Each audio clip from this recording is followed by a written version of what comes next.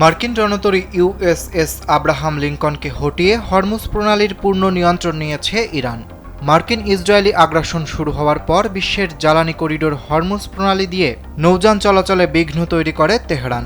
এক পর্যায়ে ইরানি সেনাদের হামলা থেকে রক্ষা পেতে জ্বালানি ট্যাঙ্কারগুলো সমুদ্রপথটি দিয়ে যাতায়াত বন্ধ করে দেয়। তবে আরব সাগরে মোতায়েন করা মার্কিন যুদ্ধ বিমানবাহী রণতরী ইউএসএস আব্রাহাম লিঙ্কনের কারণে অতি গুরুত্বপূর্ণ এই পানিপথ নিয়ন্ত্রণে বেগ পেতে হচ্ছিল ইসলামী প্রজাতন্ত্রকে।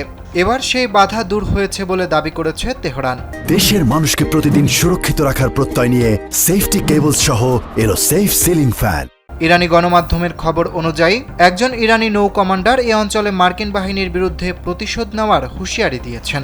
ইরান মার্কিন বাহিনীকে তাদের নাগালের মধ্যে আসার জন্য অপেক্ষা করছে। দেশটির সীমানার মধ্যে বা তার আশেপাশে আসলে তারা উপকূলীয় ক্ষেপণাস্ত্র ব্যবস্থার লক্ষ্যবস্তু হতে পারে বলেও সতর্ক করেন তিনি।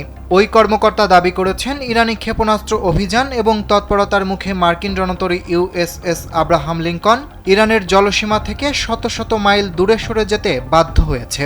এতে হরমুজ প্রণালী এখন থেকে বিনা বাধায় এককভাবে নিয়ন্ত্রণ করতে পারবে তেহরান।